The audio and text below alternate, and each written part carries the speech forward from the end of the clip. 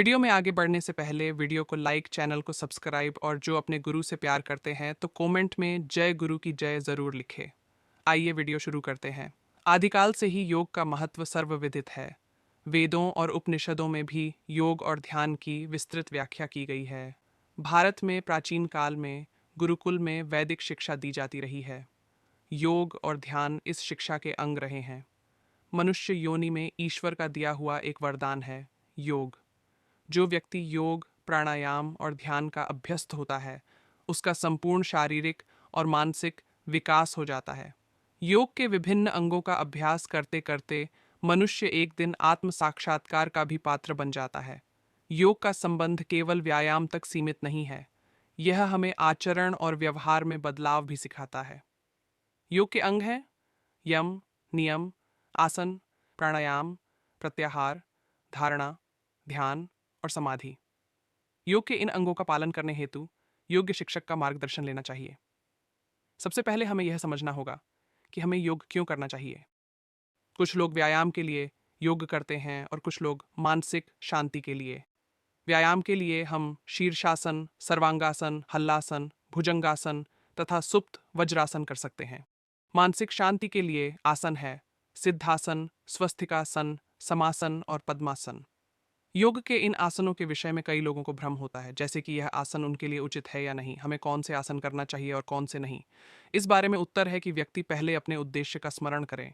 पहले उसे यह विचार करना होगा कि योग के द्वारा वह किस पड़ाव या स्थिति तक पहुंचना चाहता है। योग के आसन मुख्य रूप से 3 तरह से व्यक्ति को लाभ पहुंचाते हैं। पहला शारीरिक, दूसरा मानसिक और तीसरा है आध्यात्मिक।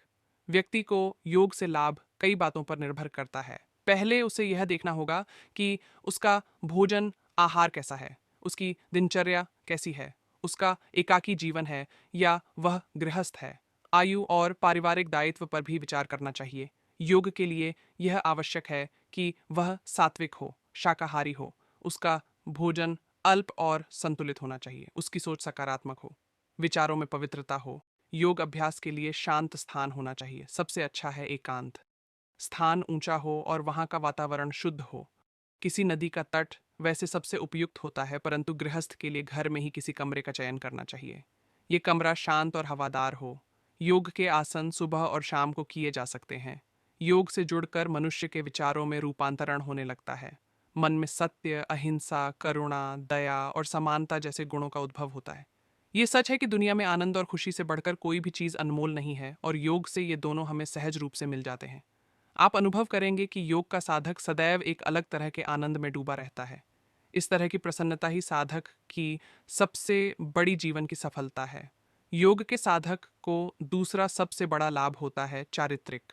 योग के दौरान उसके आचरण में बदलाव आता है। बचपन में मिले संस्कार ही उसका आचरण कर्म बन जाते हैं। उसकी चाहत सदैव धर्म मार्ग पर चलने की हो जाती है। धर्म का अर्थ है धारण करना। मनुष्य के अंतःकरण में सदाचरण, सद्विचार और नीति मार्ग पर चलने की प्रेरणा होना ही धर्म है। धर्म का क्षेत्र बहुत व्यापक है, उसे पूजा और उपासना तक ही सीमित नहीं रखा जा सकता है।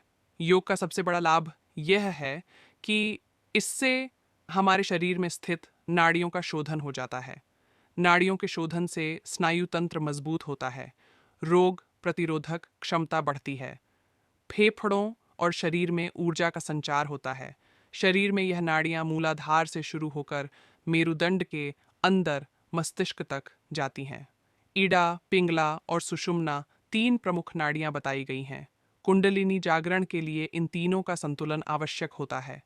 सिद्ध योगी जन योग के तप से शरीर में स्थित 7 चक्रों का भेदन कर लेते हैं। नीटहन टैंटाम ऐसे साधक की दृष्टि आंतरिक हो जाती है और एक दिन उसे आत्म साक्षात्कार भी हो जाता है।